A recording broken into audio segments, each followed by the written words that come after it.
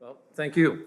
I'm very much honored to be here, and I'd like to also thank my oldest daughter, Nicola, who helped me with this presentation, her technical support, and my wife, Judy, in the back. Thank you very much. And my son, Chris, in Wyoming, who's not able to be here, but without them, I would not be able to put this together in the fashion I did. So I'm very glad not only to be here, but to share this information with my colleagues, because from what I heard yesterday with our hip surgeons, and some of them are here, we're still struggling. Even though we do good surgery and we do technical work that we think is superior, it gets better, we still have a lot of problems that we haven't solved with the structural solution. So what is it that's common to a lot of what we're hearing today about the ligaments, the joint, or whatever else might be causing pain is what we're going to try to address today.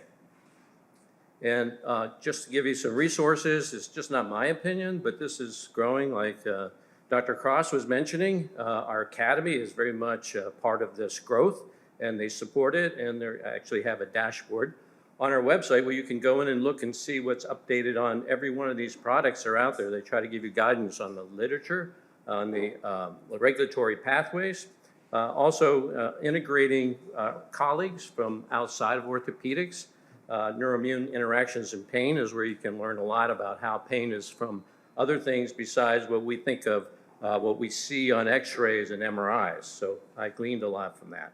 And one of the ways that this is being put together is called the Biologic Association. You can see there's a website by the name of Biologic Association. It's free. You can go on, you'll find a lot of great resources. And what they're trying to do, you can see there's some very notable people who are on the chair of this leadership, and they're very high-level sports medicine physicians that have these high-level athletes and very demanding athletes outside of professional who need a lot of this treatment to get them back in the game. So it's all coming together, and internationally as well. As you can see, even your colleague here in Osaka, he sent me an email last week just asking for my opinion along with other people who are involved in this international society.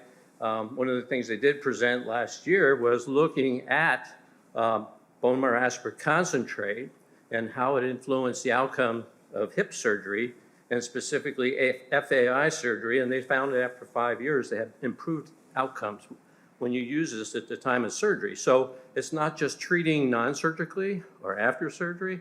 It has advantages to be used at the time of surgery. And I can't think of any condition that wouldn't be better with better biology. If we have better biology, we'd have better outcomes. So with that, we heard the continuum. Clearly, you start off conservative. For some reason, in this recent circle of interventions, it was put last. And I think what we're going to do is see that move up early in the treatment because, again, better biology is going to be better than burning nerves. Sorry about that, Clement. But I think that treating the biology of the pain, resolving that, we don't have to burn nerves or potentially even do surgery. These are my disclosures. That was my elbow x-ray from a couple of years ago, 50 years after having an elbow injury when I was a young teenager from a lot of throwing sports. They didn't know about orthobiologics. They just aspirated, immobilized, and then I ended up with a very stiff, painful elbow that got worse over the years, as you can see. I think that was avoidable. So before we can go into what I would like to speak about on our research, PRP is a very common way to manage some of these like I think Pierre was talking last night that he started in 1988 with PRP, so it's been around for a while, and it has advantages. It has platelets. There's a lot of things going in there that you may not want. So the reason to go to the marrow primarily is you're getting the same blood, but now it's coming from the marrow where it's being produced. You're getting your fresh platelets. You're also mostly getting mesenchymal stem cells, not in high numbers, but they do have the ability to not only self-renew, but differentiate in other tissues. But the most important part seems to be the parakine effect. And that's the signaling that you get from the exosomes and all these soluble biologics, which we'll get into. And what they found is that these mesenchymal stem cells have the ability to do a lot. They're analgesic, they're neuroprotective, and they can help modulate the immune system. And why do we need that? Because a lot of our injuries every day, every time we do something, we are injuring and stressing our tissues, but there's a normal formula for our body to manage that, and it keeps in homeostasis, but sometimes it doesn't. We end up with this hyperinflation, almost like you see with the COVID syndrome. You see that post-COVID type of reaction where it's dysfunctional. So what is going on with these mesenchymal stem cells? There's a lot of crosstalk. In other words, all the cells in your body, trillions of cells in your body are talking all the time, and there needs to be receptors for them, and there's information going back and forth so you can determine the fate of these cells and what they're going to do. Same with, in dealing with inflammation and also with pain. They have the same way that they can affect these processes through those signalings. But the problem is, when we look at this, sounds great, we're really not seeing great results in a lot of these studies that they're doing with mesenchymal stem cells. And the major reason, I think, is because these products are so heterogeneous, and there's very little standardization, which is making this difficult. Problem is, maybe BMAC itself isn't the greatest product. We've seen that many times when you go and analyze the number of mesenchymal stem cells. There are very few of them. And this article, where they are a bunch of histologists and pathologists, they looked into the bone marrow more deeply, and they found out that, with an aspirate, you're really not getting the real stem cells. They're stuck down on the bone. So we wanted to make that better from BMAC, so we call it BMAX. That's a disclosure, that's our technology. And what we're really looking at, if you see the red, that's the trabecular bone on a micrograph, and the stain is your glycosaminoglycans, and that's the glue, that's the organ of the marrow where the stem cells are actually working. And they're creating all your red cells, blood cells, but also that's where your mesenchymal stem cells are. So we want to maximize that. So we're going to actually not just aspirate, but when we put a jam sheet in, we can actually get this bone biopsy, basically. And that's the bone core that has the mother lode, we call it.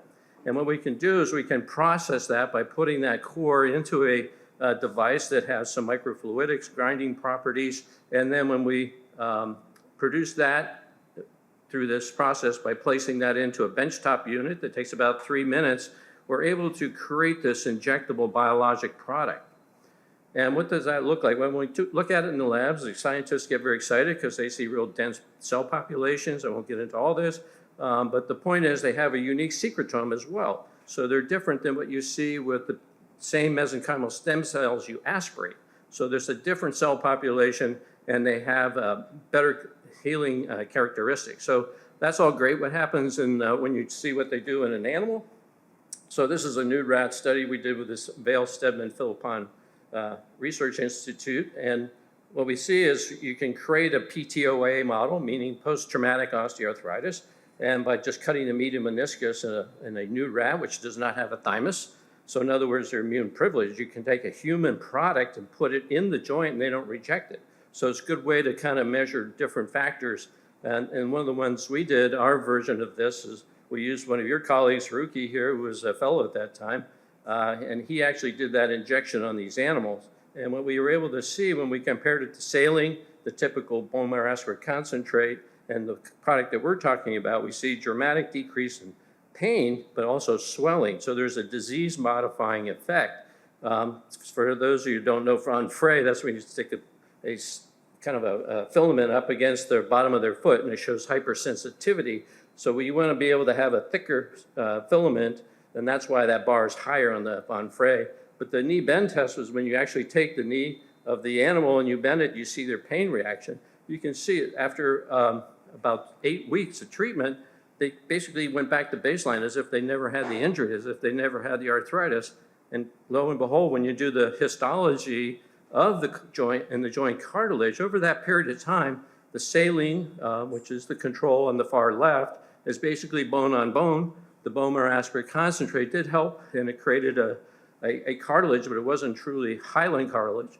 But the BMAX product that I was explaining to have more of the true stem cells, you can see is dramatically better. If you know histology, you can look at the COL2, you can look at the glycosaminoglycans, but the ORSI, Osteoarthritis Research International scale, is on the right. You can see at a 40-point scale, we're almost back to normal. And this is after 8 weeks of creating this. So we think that we're onto something. And why is it unique? Why is it separate? Because it has, these cells are maintained in their scaffold. They're also there with their supporting cells, and they're much more likely to be able to listen and crosstalk and survive in the environment, especially toxic environments of an arthritic joint or degenerative disc. So this is about being prepared for submission to high-level journals. It's gotten a lot of attention. I was able to get podium presentations at almost all these international meetings on this specific topic, but much more detail in terms of the science. I'm basically giving you an overview today. And the recognition of doing these kind of studies with animals, preclinical, is very important because we have so many studies out there, we don't know what to do with them. They're so heterogeneous. We're testing all these products, we don't even know what's going on. So this is what we're trying to do, is to find a disease-modifying, not just a pain-relieving type of product. And this is the call from these societies. We're not the only ones. You look at, there's a group of pain physicians who put this together, and they did a random open trial, just trying this bone marrow aspirate concentrate, using it on all these multiple structures that we're struggling with, because we're all trying to make a specific diagnosis to do surgery on. But if you have a product that's really benign, you can go all around the horn. You could inject the SI joint, you could inject the facet joint, you could do around the nerve. So this is what they did, and they found significant improvement in this open label. And then my own personal experience, when I selected out patients who had this problem based on a fluoroscopic injection with contrast and pain relief, that was greater than 70%. When I did this technology, we were able to decrease their pain by 50%, and it held up over a year and kept getting better. We could also see this specifically of all the ones I've done during that period of time, and it's now, probably almost 1,000 patients. Even the hip percent, when you look at them, is dramatically improved. So in other words, you can spread this around just like you saw in the other studies. There's a variety of things that are easier to treat. Like the hip joint, I think, is easier because they put a large volume in there, and you can get a lot more product to help out with the problem. Plus, you can go around, not only inject the joint, but you can inject the ligaments and the areas that you're concerned are tender. I'd like to thank my collaborators, and thank you.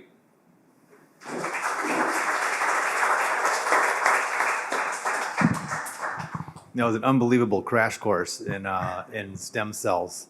Any questions from the audience about the stem cell therapy for BMAX? But at what juncture when patients have, let's just talk about SI joint pain, when do you do this intervention? Do they have to fail physical therapy, a failed non-operative course, and then you do something interventional like this, or what? When do you do it? Well, in the perfect world, which we're not in, it's not covered by insurance. So that's our biggest problem. So it's a cash product at this time. We have to do a clinical trial in order to get to that level where it gets reimbursed, and that's quite a haul. But we are starting that, and we're looking for sites, and Pierre's Children's is actually one of the ones we're looking at doing that, because our lead scientist who was on this now works with Pierre and Boston's Children, helping them develop their orthobiologic program. But when I showed you that continuum, physical therapy, and you do the typical things, you could get a lot of people better. But I thought, when they put that at the end, it's probably because it looks experimental, which we agree, most people consider experimental and costly. But honestly, once we get that dialed in, I think it's going to be, all right, your biology is not working in your favor. I'm not going to poison you with all these drugs and burn this, and I'm just going to try this as the next step. I think that's where it is. Okay. Is your study, or would you suggest a comparative trial, or would this be something just prospective, just with bone marrow concentrate? Or Yeah, that's a great question. We know the power of placebo, especially saline, and that's why the animals are great, because you kind of eliminate that from them to see what your product can do. We're actually applying for a grant now to expand that same study with more donors and more animals with different, even treating them, say we make the meniscal cut, and you dislocate that into the joint so it creates the arthritis. We want to come back and inject them right at the time of that injury, see if we can even prevent this process from even starting. So there's a lot of things that we'd like to do before we finally dial in the human trial, because that's very expensive and time consuming, but we know we need to do it. Right. Okay. All right. Thank you very much, Jeff. You. That was great.